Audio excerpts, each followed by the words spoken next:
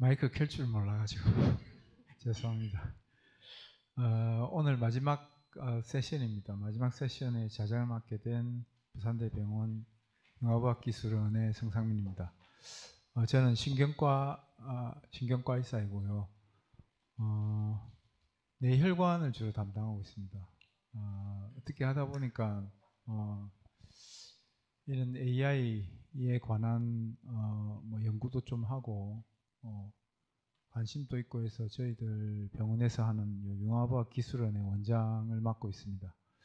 그래서 오늘 뭐 내용은 AI와 헬스케어에 관한 내용들입니다. 그래서 앞에 기조연설도 하셨고 전문가 세션 두 분 또 발표를 하셨습니다. 그래서 이번 저희들 토론은 좀 더 자유롭게 앞에 내용도 포함해서 좀 더 광범위하게 좀 토론이 됐으면 하는 게 제 바람입니다. 뭐 제가 두서없이 시작을 했지만 오늘 이 토론에 참석하신 아주 전문가분들이 계시기 때문에 처음에는 좀 돌아가면서 하고 싶은 이야기를 좀 하시는 게 좋을 것 같습니다. 사실 AI가 굉장히 핫 이슈입니다.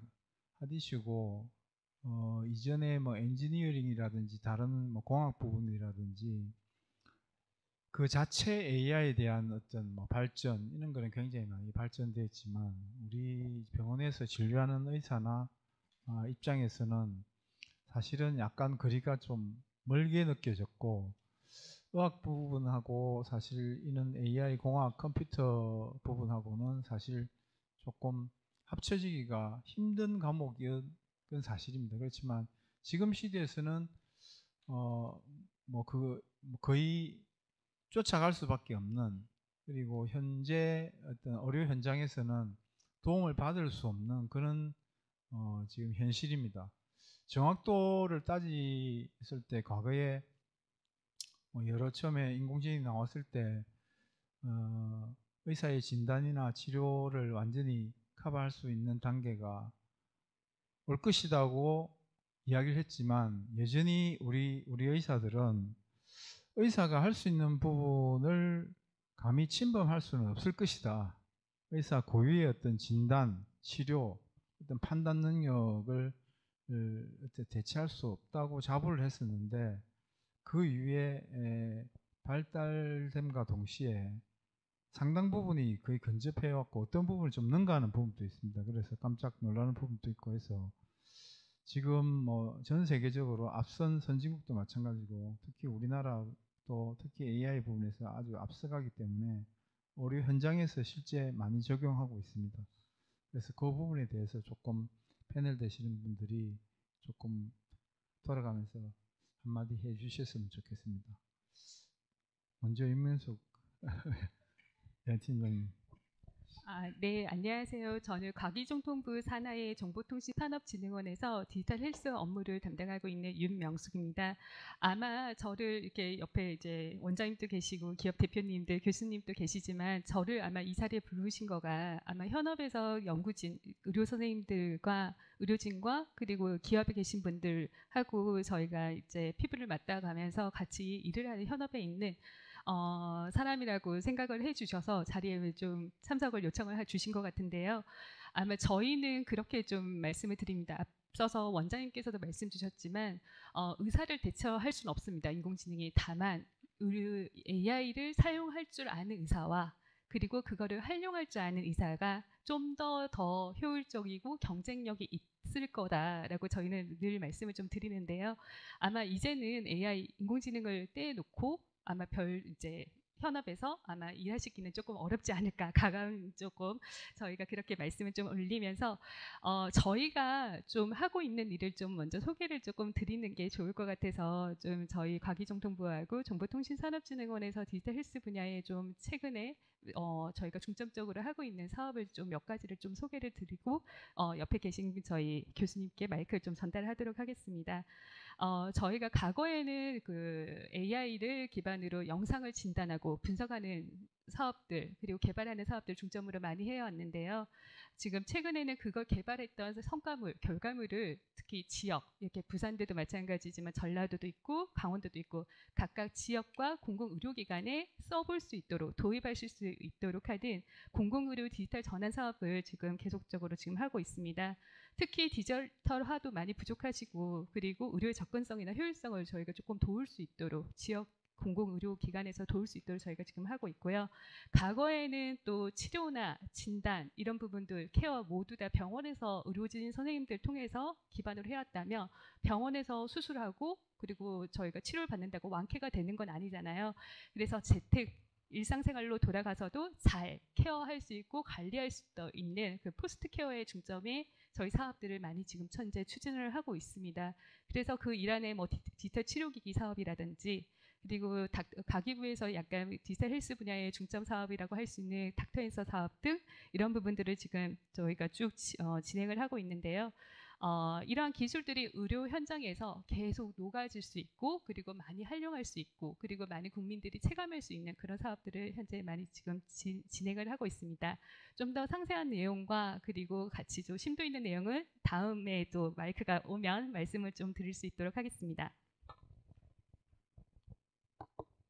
네, 다음은 김민희 교수님. 네, 저는 부산대학교 김민우라고 하고요. 제가 이제 소속된 그 학부는 이제 의생명융합공학부라는 그 학부에 소속되어 있고 또 네, 부산대학교 인공지능대학원에 소속되어 있습니다. 제가 그 2년 전인가 3년 전에 이런 그 패널 토론 자리에 토론자가 아니라 이제 사회자로 네, 섭외를 받아가지고 그때 토론자와 이런 저런 많은 얘기를 나눴었던 기억이 나는데요.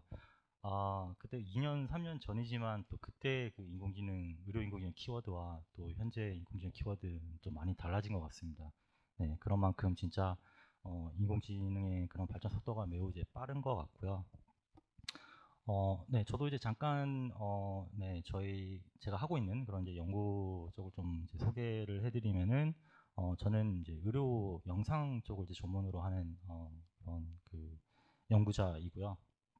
네, 간단히 이제 의료 영상 기기에서 나오는 그런 이제 영상들을 이제 만들고 혹은 그런 영상 데이터로부터 어떤 이제 판단을 하는 그런 모델을 만드는 그러한 연구를 많이 진행을 해오고 있습니다. 과거에는 그 이제 각 그 의료 영상 기기에서 의사들이 보는 형태의 그런 영상이 바로 나오는 것은 아니거든요.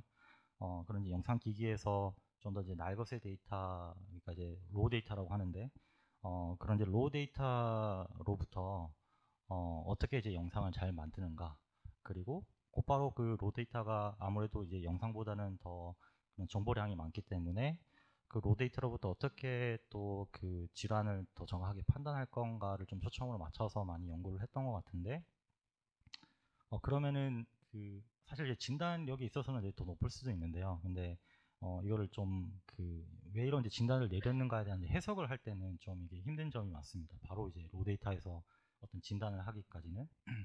그래서 이제 이 중간 단계 이제 영상이 좀 이제 중요한 그 매개체라고 이제 생각이 드는데요. 아무래도 이제 영상으로부터 어떤 뭐 이제 그 튜머가 뭐 점점 더 자라나서 어떤 위험하다 뭐 이런 식으로 이렇게 설명을 이제 할 수 있기 때문에 이제 이런 이제 영상을 이제 매개체로 해서 뭔가 이제 진단을 할 수 있는 그리고 어떤 치료의 어떤 방법론을 제공할 수 있는 그런 모델로 가는 쪽으로 많이 이제 발전하는 것 같고 또한 그런 이제 로우 데이터는 각 그 각 그 이제 제품 각 기업에 한해서의 이제 로우 데이터를 제공할 수밖에 없는데 아무래도 영상은 이제 그 병원에서 이제 많이 또 이게 저장되고 또 이제 빅데이터 형태로 이제 많이 이렇게 또 접근 가능성도 이제 높다 보니까 아무래도 이제 그런 이런 영상 데이터를 또 어떻게 적극적으로 많이 활용을 하느냐 그리고 또 앞서서 말씀해 주신 것처럼 이제 멀티모달 쪽으로 가고 있는데요.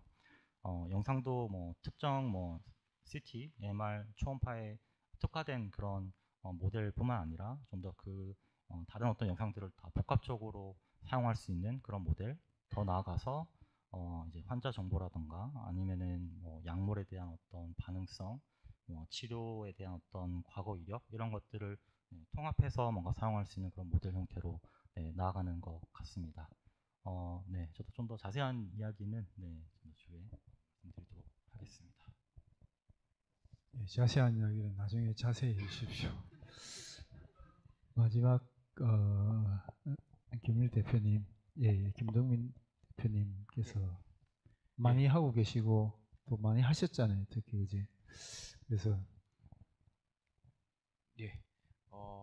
먼저 간단하게 저에 대해서 좀 소개를 드리면 저는 의료 인공지능 중에서 특히 그 뇌졸중 관련돼 있는 의료 인공지능 업체를 하고 있는 김동민이라고 합니다. 저희 JLK는 뭐 사실 뭐 살짝 이 마케팅에 실패한 회사이기도 합니다. 그래서 알고 보면은 사실 저희가 의료 인공지능 분야에서는 첫 번째로 코스닥 상장에 성공했던 회사입니다. 그리고 지금 뭐 아주 치열하게 그 미국에서 뭐 저희 경쟁 그룹들과 열심히 싸우면서 세계 진출을 하기 위해서 굉장히 많이 노력을 하고 있고요. 아까 뭐 교수님께서도 말씀해 주셨지만 사실 뭐 저희도 처음에 이제 만들 때는 굉장히 정확도라든지 인공지능 자체가 분석해내는 어떤 결과들에 대해서 어느 정도 이제 그 현장에서 발생되는 선생님들이 진단하시는 것들과 비교를 하면서 이제 뭐 정확도나 이런 부분에 굉장히 많이 포커싱을 했다고 하면 지금 현재는 사실 그것보다는 의료 인공지능들이 이제 현장에 정말로 앰비언트하게 녹아내려서 전체 워크플로우를 어떻게 개선할 수 있는지에 대해서 더욱더 포커싱을 하고 있습니다. 그래서 저희는 이제 전 주기적인 이제 뇌졸중이라고 하는 질환에 있어서 표준 프로토콜이 있거든요. 이 표준 프로토콜을 전체를 커버할 수 있는 13개의 그런 그 솔루션을 가지고 각 분기점마다 어떠한 그 형태로 이제 뭐 병원마다 아니면 환자분들마다 워낙에 그 진단 프로토콜이 워낙 다르기 때문에 어떠한 루트로 가더라도 이 인공지능이 앰비언트하게 항상 모든 분석 결과를 줄 수 있도록 하는 게 저희의 어떻게 보면은 비즈니스 모델이고요. 그런 형태로 해서 워크플로우를 개선하겠다라는 게 사실 지금의 저희의 목표이기도 하고, 그리고 저희가 뭐 혁신의료기기 통합 심사라고 하는 트랙을 통해서 국내에서는 첫 번째로 비급여 시장에도 진출을 했습니다. 그래서 이제 인공지능을 그냥 이제 분석하고 정확도의 그런 개념뿐만 아니라 경제성 평가라고 하는, 그러니까 이 인공지능을 쓰게 되면 어떤 부분들이 실제적으로 이제 그 의료 수가라든지 이런 부분에서 경제적으로 유효성을 증명해낼 수 있는가라는 부분에서 굉장히 많은 연구를 지금 진행하고 있고요. 그리고 뭐 그 아까 김민우 교수님께서도 말씀해 주셨지만 이제 멀티모달뿐만 아니라 어떻게 보면 워크플로우를 개선한다라고 하는 부분에 있어서는 굉장히 통합적인 분석이 필요합니다. 지금까지 뭐 단순히 CT를 보고 뇌출혈 영역을 검출하거나 아니면 뭐 MRI를 보고 뭐 DWI 영상에서 뇌병색의 병변을 검출해서 뇌경색 유형을 분류한다거나 이런 아주 각각의 이제 가지고 있던 간단한 기능들이 전부 다 연결이 되어서 어떠한 형태의 종합적인 그런 판단을 내릴 수 있는지 부분에 대한 그런 어떻게 보면 통합적인 그런 사고 판단이 가능한 인공지능을 개발하기 위한 부분에도 저희가 지금 시프트업을 하고 있고, 이러한 그 뭐 최근에 이제 굉장히 많은 여러 LLM들이라든지 아니면 자체적으로 개발하고 있는 LLM 모델이라든지 이런 거를 활용을 해서 앞으로는 더욱더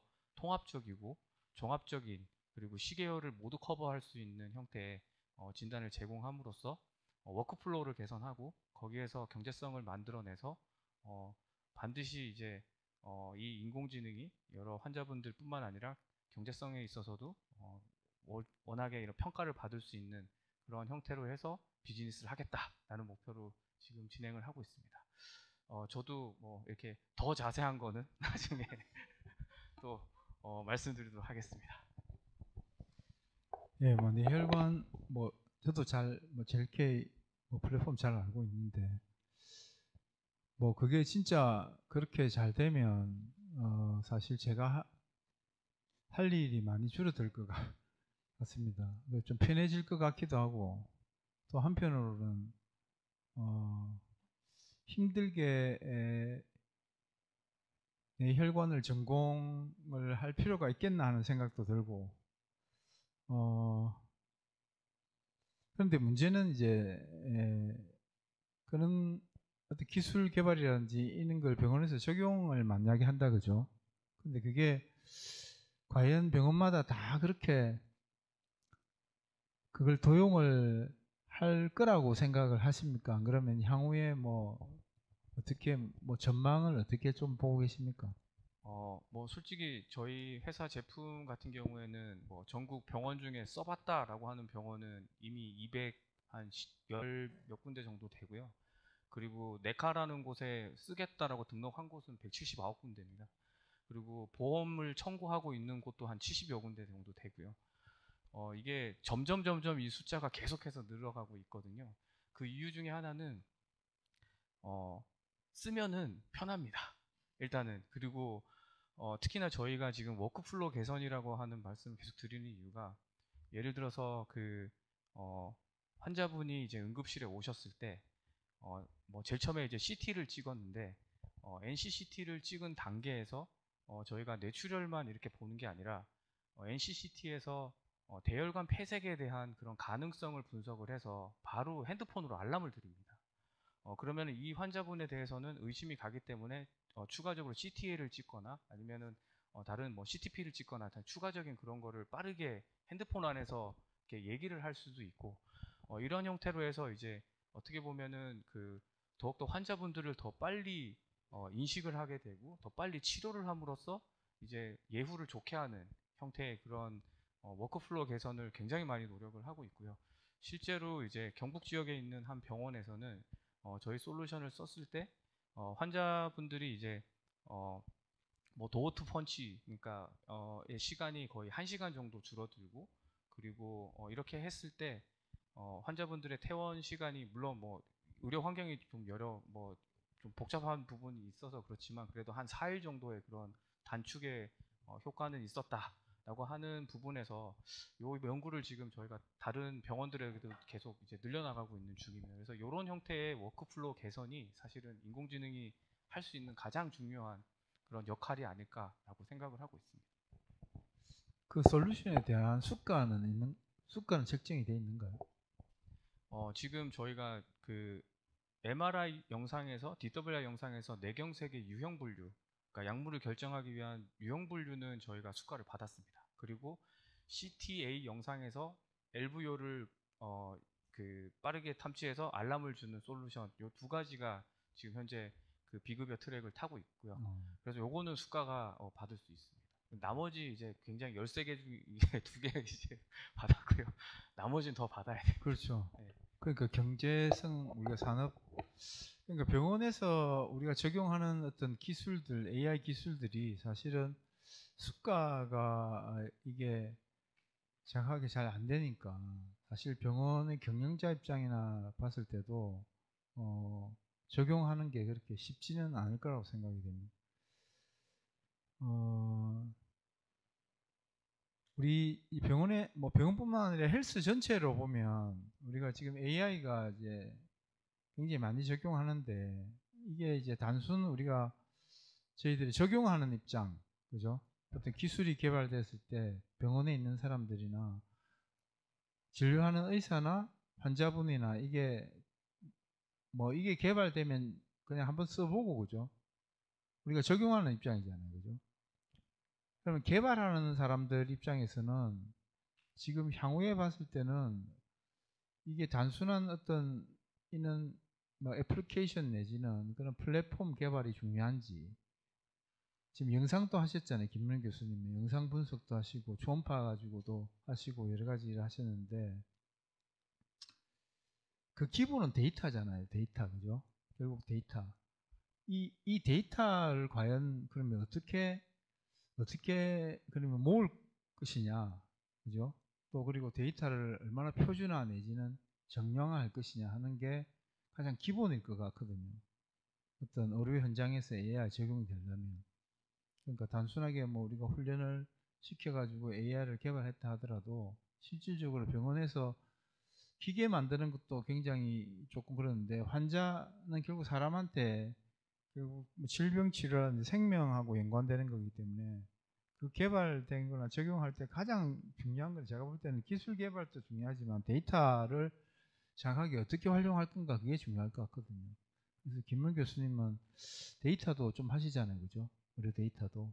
그러면 의료 데이터가 어떻게 앞으로 지금 뭐 개보이법도 그렇게 됐고 해서 이게 이제 주체도 문제잖아요, 그죠? 이게 활용을 하려면 결국 이제 산업화도 문제지만 이게 뭐 공짜가 아니잖아요, 그죠? 의료 데이터, 공공 데이터도 마찬가지고 이 데이터를 어떻게 활용할 거냐, 어떻게 관리를 할 거냐. 그러면 여기에서 나오는 산업화가 됐을 때의 이윤 추구라든지 이런 게 있을 때 어떻게 분배를 해야 되고 그런 문제에 대해서는 한번 고민하시거나 뭐 이야기하실 게 있으면.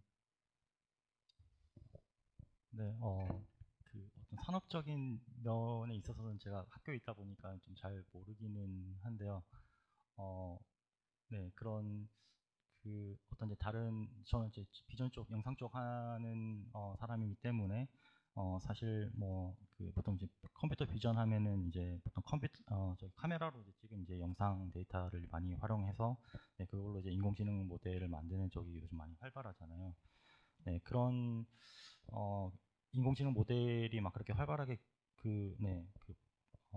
개발되는 그런 이유도 그런 이제 데이터, 영상 데이터가 이제 엄청 많고 카메라 데이터는, 그리고 그게 또 공공으로 이제 많이 이렇게 공유가 될 수 있는 이제 형태이기 때문인데요.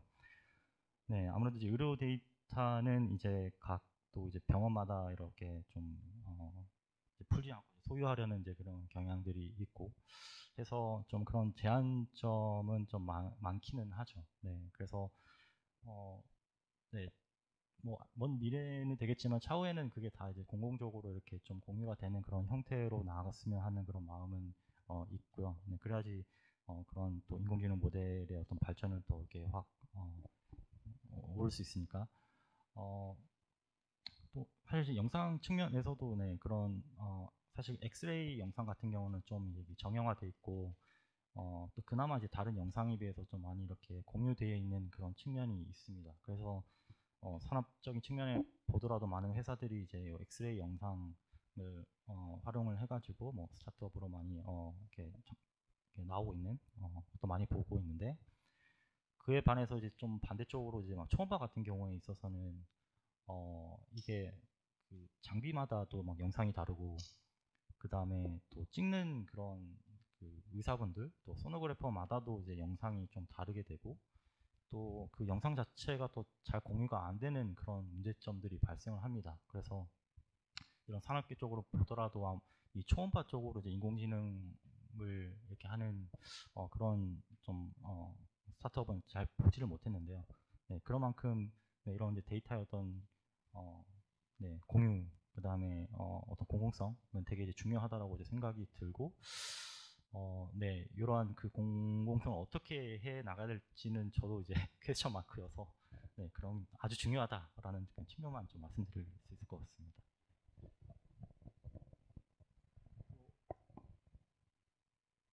팀장님이나 혹시 김동균 대표님도 많이 개발을 하셨으니까 특히 영상이나 이런 거 솔루션 만들 때는 엄청난 데이터를 받으셔서 하셨을 거 아닙니까? 그죠? 그러면 그 부분에 대해서도 한번 이야기해 주시죠. 먼저 팀장님. 네, 저기 예. 데이터 부분은 정말 사실은 이제 원장님께서 언급해 주셨지만 너무나 어려운 부분이고, 그리고 현업에 계시는 기업의 관계자분들은 의료 데이터에 그의 갈증이라고 해야 하나요? 정말 의료 데이터가 많이 공개돼서 내가 이걸 기반으로 개발도 하고 싶고 검증도 하고 싶다라는 그 욕구가 너무너무 많다는 거 저희들도 잘 알고 있습니다. 근데 지금 앞서 말씀을 주신 방향에 따라 저희들도 알고 있지만 의료 데이터가 표준화가 안 되어 있다는 거, 그리고 각 데이터가 그리고 각 병원의 또 IRB, DRB 현실적인 존재와 그리고 의료진 선생님들의 다 노하우가 거기에 담겨 있다 보니까 이걸 그냥 정부나 공공의 입장에서는 데이터 그냥 다 공개하세요. 구축을 하기 위해서 또 그 해당 기업에서 좀 개발이나 이런 것들, 현업의 많은 산업들을 도와주기 위해서 개발하세요, 오픈하세요라고 저희는 사실 말씀을 드릴 수는 없어요.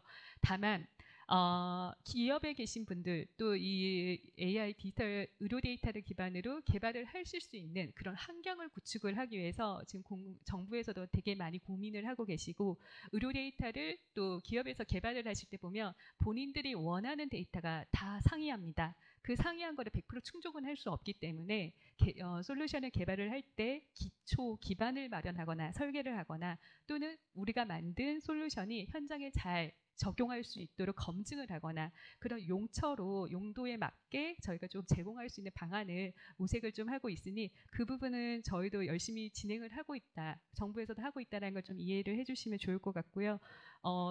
아마 멀지 않은 시간에 의료 데이터에 조금 현재 AI 허브에서 공개되고 있는 그 범주부대는 좀 더 많은 범위와 유형을 좀 제공하려고 하지 않을까라는 조금 말씀을 좀 드리겠습니다.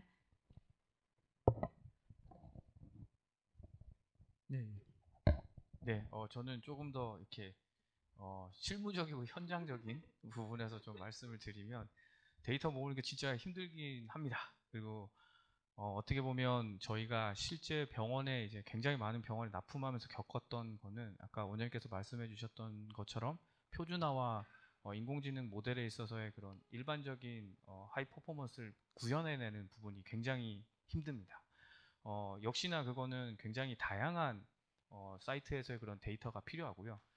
적어도 저희가 해보면 한 11개 이상 사이트에서 모으지 않으면 굉장히 좀 이렇게 그래도 어느 정도의 그런 유니버셜 하면서도 좋은 성능을 낼 수 있는 알고리즘을 만들기가 굉장히 힘듭니다. 그렇기 때문에 굉장히 다양한 사이트에서 데이터를 수집할 필요가 있고 수집해서 보면 의외로 이 한국은 팩스라고 하는 게 굉장히 잘 보급이 되어 있거든요. 그래서 의료 영상에 있어서는 잘 축적이 되어 있고 표준화가 되어 있는 것처럼 보여도 한 70% 정도는 다이콘 표준을 따르고 있습니다. 근데 나머지 한 30% 정도는 또 따르지 않고 있습니다. 그러니까 굉장히 다양한 그런 케이스들을 접하는데 거꾸로 이만큼 모아봤기 때문에 그 나머지 30%를 어떻게 에러 처리를 하고 이렇게 할 수 있기 때문에 어느 병원에 들어가서도 에러가 안 날 수 있는 그런 또 알고리즘을 만들 수가 있습니다. 그래서 저는 굉장히 다양한 곳에서 그 데이터를 수집하는 거는 굉장히 중요하다고 생각을 하고 그렇게 하는 데 있어서 표준화를 하거나 어떤 전처리 영역에 있어서도 저희는 인공지능 알고리즘을 굉장히 많이 사용을 합니다. 그래서 그런 기술적인 분야에 있어서 일단 모을 수만 있으면 기술적인 분야의 그 부분에서는 충분히 극복이 가능하다라고 생각을 하고 있고요. 그리고 저희가 처음 창업을 하고 처음 이제 데이터를 모을 때 하고 지금 이제 한 10년이 지나서 이제 지금 이제 달라진 거는 데이터에 대해서 바라보는 시각이 병원이 굉장히 많이 바뀌었습니다. 그전에는 그전보다는 지금의 이제 데이터의 그런 중요도라든지 이런 부분에 대해서 병원이 굉장히 많이 의식을 하고 있는 것 같고요. 그래서 이제 더 모으기가 힘들어졌는데 데이터 3법이 나오고 나서 어느 정도 풀렸다라고 다들 인식을 하고는 있지만 사실은 병원에서의 그런 데이터 가치가 바뀌어서 오히려 거꾸로 더 모으기가 힘들어진 부분이 있습니다. 그래서 제가 봤을 때는 제도적으로는 어느 정도 이제 기반은 마련이 됐는데 병원의 인식이 데이터의 그런 가치가 올라가면서 모으기가 힘들어졌고 그럼 저희는 원래 데이터의 이 주인은 누군가라고 생각을 해보면 환자분들이 주인. 근데 왜 이런 어려움을 겪어야 되지? 그러면 저희는 환자분들한테 어떻게 환원을 해야 되지라는 생각을 굉장히 많이 합니다. 그렇게 할 때 저희가 항상 이제 뭐 워크플로우에 더 집중을 하고 있다. 조금이라도 더 좋은 예후를 환자분들한테 드리겠다라고 말씀을 드리는 이유 중에 하나는 사실 환원을 이렇게 하고 싶어서 저희도 그렇게 생각을 하고 있습니다. 뭐 냉정하게 이야기하면 워크플로우를 개선해서 환자한테 환원을 하겠다. 그 시대가 안 통할 수도 있을 것 같아요.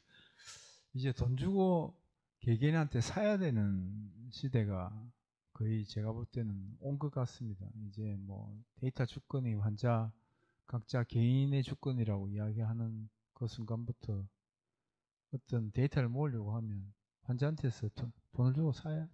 제가 그 부분에 대해서도 조금 말씀을 드리면 사실 저희가 국내에선 데이터를 이렇게 뭐 모으고 있지만 미국 같은 경우에는 데이터 업체가 있습니다. 굉장히 싼 가격에 확 구할 수 있습니다. 그렇기 때문에 거꾸로 제가 봤을 때는 이 데이터 3법에서 이제 얘기하는 의료 데이터 수준으로 만들어서 이제 데이터를 공공재처럼 활용할 수 있도록 만들 수 있는 이 부분이 되지 않으면 사실은 데이터의 주권도 굉장히 중요하고 그렇게 하는 방법도 좋지만 개개인을 특정해서 어떻게 보면은 환원을 할 수 있는 방법, 기술적인 방법을 마련하지 못하는 상황에서는 지금은 거꾸로 미국처럼 이렇게 데이터 활용에 대해서 더욱더 돈을 내면은 뭐 활용할 수 있도록 공공재처럼 이렇게 만들어서 산업을 좀 촉진시키는 게 저는 훨씬 더 세계적으로 뒤처지지 않고 앞으로 나가야 될 방향이 아닌가라고 저는 생각을 하고 있습니다. 그래서 복지부에서도 뭐 저희들 이제 병원에서 생산되는 의료 데이터에다가 이제 공공 데이터를 같이 붙이는 그런 지금 작업을 복지부에서도 하고 있습니다. 근데 제가 이제 뭐 이런저런 사업을 하다 보니까 한 가지 이제 팀장님한테도 한번 여쭈고 싶은데, 우리가 AI에 관한 부분, 특히 헬스만 제가 국한적으로 본다면 이게 굉장한 부서에서, 여러 부서에서 굉장히 다양한 과제들이 나오잖아요. 사실은 중복될 수도 있을 것 같고, 어떤 관리 감독하는 부분도 조금 다른 것 같고, 그래서 저희들 연구하는 입장에서 이제 뭐 본다면 상당히 여러 개 나오니까 좋을 수도 있거든요. 사실은 여기서 나오고 저기서 나오고 이러면 여기 해가 떨어지면 저기 해가지고 되고, 뭐 기업하는 사람도 마찬가지잖아요. 그죠? 뭐 이 과제가 안 되면 저 과제 하면 되고, 뭐 저기 나오면 되지만 국가 차원을 전체적으로 만약에 생각한다면 이게 좀 어느 정도 조금 우리가 정리가 안 필요할까?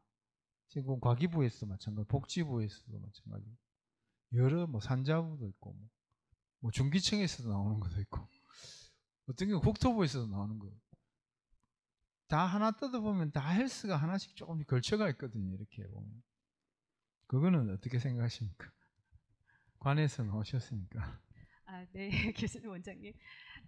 저희가 이 신규 사업을 발굴하고 기획하고 발굴해서 또 예산을 수립을 할 때, 원장님께서 말씀 주셨지만 중복성, 참 지적을 많이 받는 것 중에 하나예요. 과제가 이제 연구진들에게 보여지기 전에 이렇게 이런 주제로 이렇게 예산이 필요하고 연구자들을 지원을 할 필요성이 있다, 꼭 필요하다라고 해서 저희가 기재부에 이제 기획안을 올리고 이렇게 심의를 받는 과정에서 사실 과기정통부가 왜 디지털 헬스를 하세요?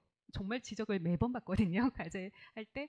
그때 저희가 말씀을 드리고 그 이제 기재부나 국회나 심의당국에 저희가 설득을 하거나 설명하는 과정에서 꼭 하는 말은 최신 기술을 기반으로 개발을 하고 현장에서 이 부분을 실증을 할 수 있는 기관은 과기정통부가 주도적으로 맨 앞장에 서고 이거를 잘 만들어서 현장의 의료 현장이나 우리 일상생활에 녹여들게 도와주는 걸 복지부에서 하시는 거가 저희는 맞다고 생각합니다라고 말씀을 좀 드립니다. 왜냐하면 약간 부처별로의 그 아래날의 성격이 좀 다르거든요. 복지부는 약간의 안정과 신뢰성과 그렇게 조금 이제 스탠스를 가지고 계시다 보니까 조금은 보수적으로 접근을 할 수밖에 없는 거고요. 그 보수적인 이면에서 과기정통부까지 사실 기술을 가장 앞서서 가는 기관까지 부처에서 소극적으로 좀 대응을 하거나 아니면 조금은 이제 해외 선진 사례를 보고 저희가 이제 진행을 하다 보면 아까 말씀 나온 그 주도권이라든지 글로벌 경쟁력에서 많이 저희가 낙후되거나 도태될 수밖에 없다고 생각합니다. 지금 현행법상에서는 다소 조금 무리가 있고 문턱이 있더라도 기술을 기반으로 저희가 산업을 육성을 하고 기업을 키우고 그런 방향 활성화할 수 있도록 가는 것이 저희는 맞다고 생각하고요. 그렇게 위해서 혹시라도 이거의 기술 경쟁력은 너무 좋은데 아직 현행법상에서 이런 부분들이 조금은 따를 수가 없다. 아니면 뭔가의 이거에 대한 증명이나 입증이 필요하다라고 하면 저희가 규제 샌드박스를 통해서 그 부분을 또 실증을 하거나 검증을 통해서 저희가 또 지원을 하고 있습니다. 그래서 약간의 부처의 성격과 이런 부분들은 저희가 다름을 저희가 설명을 하는데 좀 설명이 됐는지 모르겠습니다, 원장님. 네. 설명대로 혹하네요. 들어서 복지부 가서 이야기해야 되겠네. 네. 꼭 얘기해 주세요. 예, 가계정통부는 기술 기반으로 예, 열심히 그러니까 하고 있다는. 복지부에 가서 이야기해야 되겠습니다. 그 이제 뭐 저희들 뭐 이런 뭐 데이터도 이야기했고 뭐 이런데 뭐 그 마지막으로 종착지는 결국 현장인 것 같습니다. 그죠? 병원 현장에서 우리가 얼마나 적용할 것인가 그게 문제인데 지금 오늘 전문가 세션에서 발표해 주신 우리 아마존도 있고 네이버도 있고 아주 큰 기업이라고 할 수 있습니다. 그죠? 아주 큰 기업이라고 할 수 있는데 우리 병원만 이렇게 놓고 보면 지방이라서 그런지 모르겠지만 큰 기업에서 별로 접촉이 없습니다. 대부분 서울 쪽에서 해서 그럴지 몰라도 우리가 AI 헬스라면 사실은 의사가 많고 그죠? 의사가 많고 장비가 뛰어나고 이런 곳보다는 의료진이 조금 부족하고 장비가 최신 장비가 조금 덜한 그죠? 그런 장소에서 이 어떤 AI의 도움을 받아서 진료를 하고 하는 게 훨씬 더 효과적일 수 있다고 생각하거든요. 사실은 잘하는 데서 계속 그거 아니래도 뭐 의사 10명 붙어가지고 하는 병원하고 의사 혼자서 열심히 해가지고 하는 것하고 비교해 봤을 때는 조금 그런 병원들에서 더 저는 게 적극적으로 적용을 하고 활용을 하고 해야 되는데 현실은 사실은 제가 보면 좀 그게 아닌 것 같아요. 지방병원 장비가 부족하고 최신 어떤 장비 도입하는 게 조금 재정적으로 힘들고 의사 구하기도 힘들고 하는 데는 더 선진 기술을 받아들이는 걸 꺼려하는 좀 입장이거든요. 사실은 어떤 우리가 뭐 상품도 마찬가지잖아요, 그죠? 대기업에서 상품을 어떻게 판다든지 뭐 매출을 올리려면 마케팅을 잘 해야 되잖아요, 마케팅을. 근데 대기업에서 지방 마케팅은 잘 안 하는 것 같아요, 제가 볼 때. 씩 웃고 계신데. 네. 그 마이크 들을 테니까.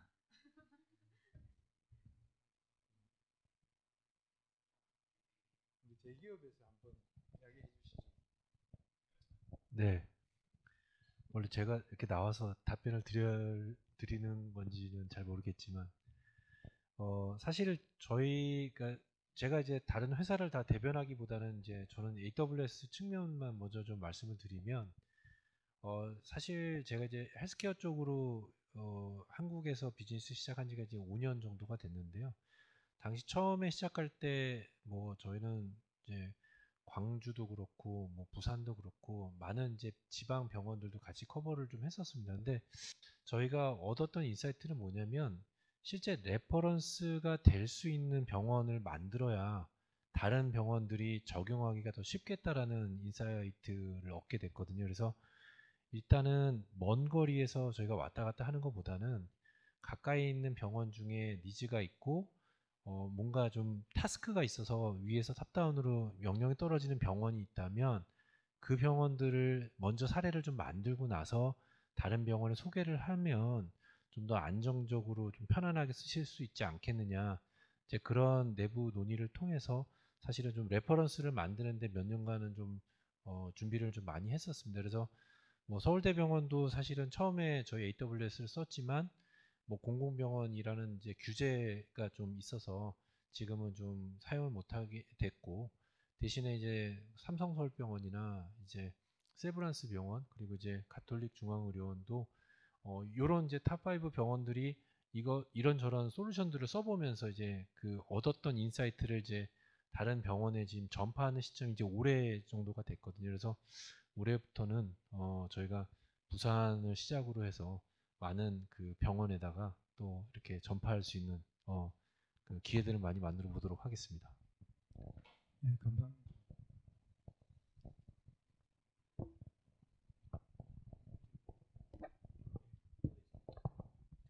예, 뭐 갑자기 말씀드려 죄송합니다. 뭐 사실 다 뭐 경영진들이 다 마인드가 조금 그러면 아마 조금 더 빨리 좀 적용을 하고 AI가 의료 현장에서 많이 활용될 것 같긴 같은데 사람 마음이 다 같지 않은지라 내 때는 뭐 이렇게 이야기하는 사람들이 아직까지 있거든요. 내 때는 손으로 썼다 뭐부터 시작해가지고 뭐 그림 그리고 뭐 이런 이야기하는 분들이 아직까지 있어가지고 한 몇 년은 더 지나야지 조금 더 의료 현장에서 더 적극적으로 활용되지 않을까 생각이 됩니다. 뭐 지금 뭐 교수님도 개발자 입장이실 수도 있잖아요, 그죠? 실제 협업하거나 병원하고 협업하거나 했을 때 우리 뭐 그런 영상 했을 때 실제 이제 니즈를 많이 반영을 이제 해서 하시는 거죠, 그죠? 뭐 연구에 대한 연구 니즈도 있으실 거고 실제 해보면 뭐 어려움이 뭐인 것 같습니까? 실제 개발자 입장에서. 네, 그 앞서 말씀 주신 그 이제 데이터가 하나의 뭐 어려움이라고 볼 수가 있을 것 같은데요. 이제 네, 저도 이제 그 양산부산대학교 병원이나 이제 부산대학교 병원의 그 의료진 분들이랑 같이 많이 협업을 하고 있는데요. 우선 그 사실 그 이제 뭐 AGI 이런 이제 이런 키워드도 많이 나오지만 각 그 분과마다 그 이제 요구하는 그런 기술들을 보면은 사실 거기 각 분과마다의 어떤 사용하는 그런 데이터도 되게 많이 이질적이고 그 전체적인 어떤 그런 프레임워크나 뭐 프로토콜 이런 것도 좀 많이 달라서 사실 그 하나하나마다 이게 이해하기가 좀 이제 힘든 그런 이제 측면도 있고요. 그 다음에 그 데이터 관련해서도 이제 좀 그 양이 적다 보니까 항상 이제 그 의사분들과 얘기를 하면은 의사분들의 첫 번째 질문이 딥러닝 모델을 하는데 이 샘플이 몇 개 필요해요가 이제 가장 메인 질문입니다. 네. 저는 뭐 많이 많을수록 좋다라고 할 수밖에 없는데요. 네, 그러한 그 아주 적은 그 어떤 샘플 환경에서 어떤 한정된 그런 환경에서 뭔가 그 의사분들이 원하는 그런 퍼포먼스를 내야 된다라는 그런 점이 좀 가장 힘든 점이 아닐까 싶고요. 또 그 최근에 보면은 그 네, 병원에서 많은 의사분들이 이런 인공지능에 대해서 관심 많이 가지고 계시거든요. 그래서 뭔가 또 회사에서 제공하는 많은 그 제품도 많이 이렇게 활용을 해보시고 하는데 또 특정 어떤 분과에서는 그런 또 상품군이 많이 이렇게 만들어져 있지 않아서 이런 거를 좀 해주세요 하는 그런 이제 요구 사항도 되게 많이 있습니다. 그래서 그런 부분에 있어서는 아무래도 네, 그런 어떤 회사에서 만들어진 걸 레퍼런스가 없다 보니까 저희가 이제 아주 처음 이제 개발해야 된다는 그런 것 때문에 전체적인 어떤 내용들을 다 뭐 이해를 하고 진짜 그런 모델을 만들어야 되는 어떤 그런 좀 어려움도 있기는 한데요.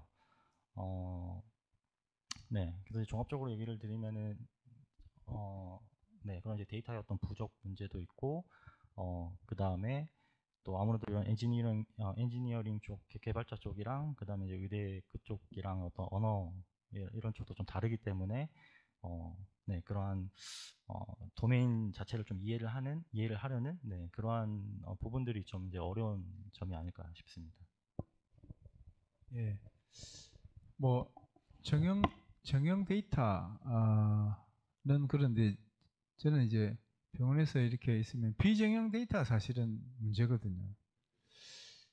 비정형 데이터가 얼마나 이렇게 정형화 시켜가지고 데이터화 시킬 수 있을까 하는 게 참 실제 고민입니다. 차트에 적혀 있는 게 워낙 사람들마다 기술하는 패턴도 다르고 어학 용어 자체는 뭐 한두 개 정도 있지만 그 문장을 전체적으로 데이터베이스화 한다는 것 자체가 굉장히 어렵거든요. 사실은 의료 현장에서 저희들이 제일 중요하게 생각하는 게 뭐 숫자로 나타나는 거, 뭐 검사 결과, 랩 결과, 그죠? 우리 혈액 검사라든지 숫자로 나타나는 거, 그 영상에 우리 다이콤 이미지라든지 영상 데이터가 있을 수 있고, 그렇지만 이제 제일 중요한 게 저희들 차트거든요. 차트에 환자의 경과라든지 이런 걸 갖다가 적는 게 굉장히 중요한데 그게 우리 어째 보면 의료 현장에서 앞으로 AI가 환자의 예후를 예측하고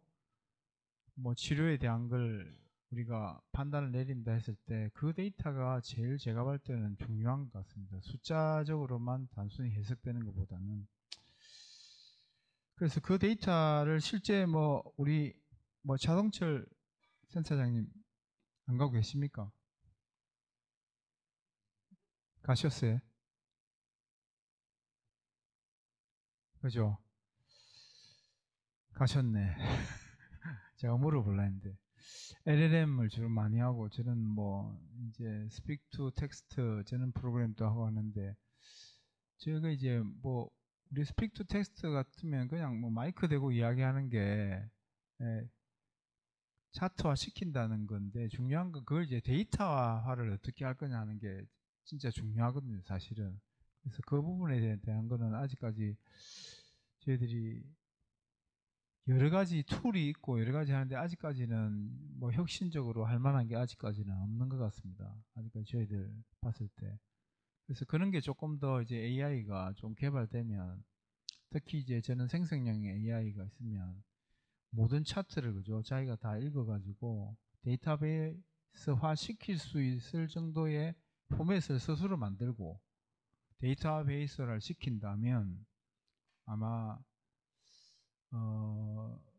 의사하고 똑같은 AI가 안 나올까 저는 개인적으로 향후 미래는 그렇게 될 거라고 생각이 되거든요.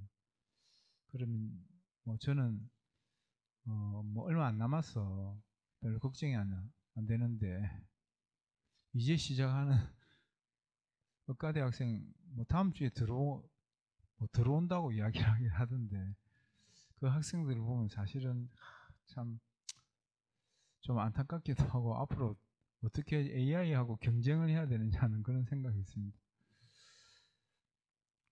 그렇게 생각하시죠?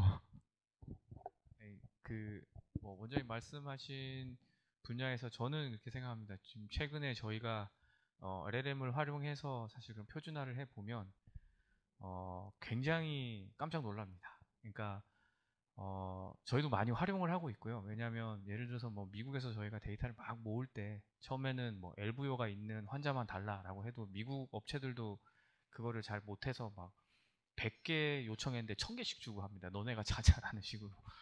근데 최근에는 저희가 이렇게 해보면 그 1000개가 왔을 때 판독문을 저희가 다 읽힌 다음에 있는 것과 없는 거를 잘 구별하면 엄청 잘 맞춥니다.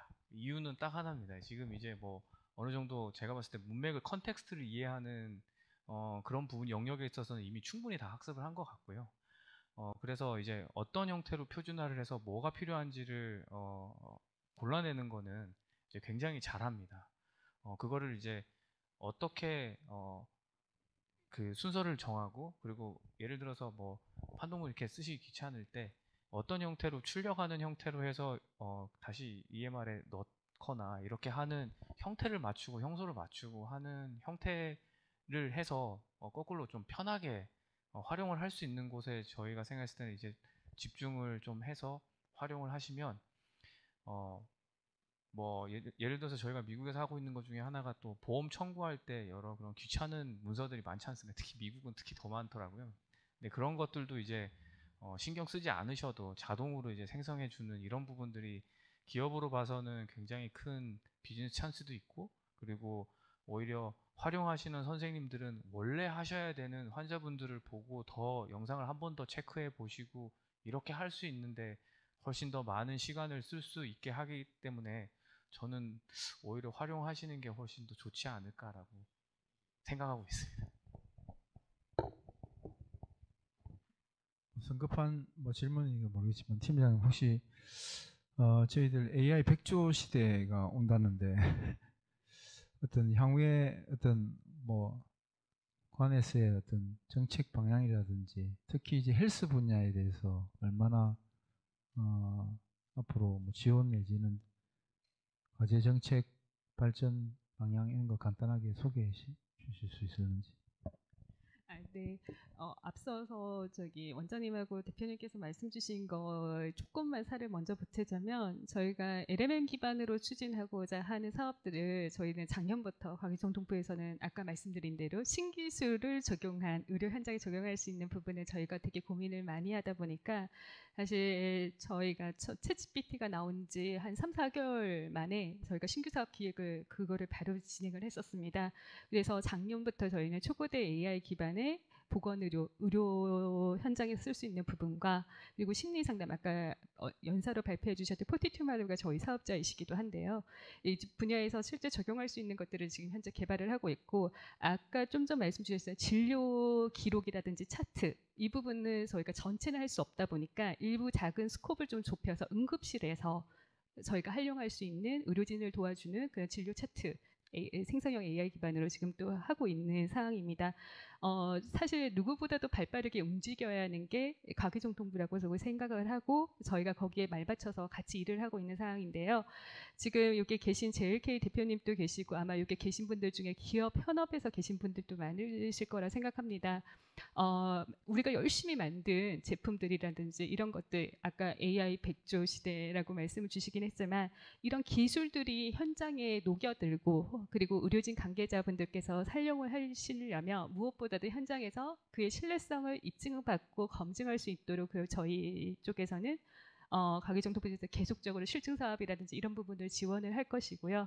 그리고 더불어서 또 아까 이제 생성형 AI도 말씀드렸지만 지금 현재는 또 에이전틱 AI라든지 피지컬 AI라든지 그렇게 다양한 신기술들이 현장에 녹여들여서 활용할 수 있는 방법이 없을런지 이런 부분들도 계속 저희는 고민을 하고 사업을 추진을 하고 있습니다. 기업들이 계속 이제 개발만 할 수는 없잖아요. 돈을 직접적으로 벌고 이윤도 창출을 해야 하기 때문에 사업화를 직접적으로 도울 수 있도록 그리고 내수 시장에 한정되지 않고 해외 글로벌까지 진출할 수 있는 그런 역할도 지금 하고 있습니다. 앞으로 좀 그 역할의 비중이나 저희가 해야 하는 범위들을 많이 넓혀야겠지만 단계 잘 진행할 수 있도록 노력을 할 거고요. 많은 관심도 부탁드리겠습니다. 네, 감사합니다. 토론이 특별한 주제 없이 진행을 했는데 다들 워낙 전문가이시기 때문에 의견을 잘 말씀해 주시고 아마 동향이라든지 지금까지 어떤 기술이라든지 이런 부분 좀 잘 이야기하신 것 같습니다. 패널 토론 적당하게 진행된 것 같습니다. 감사드립니다. 오늘 바쁘신 와중에도 이렇게 패널 토론에 참여해주셔서 대단히 감사합니다.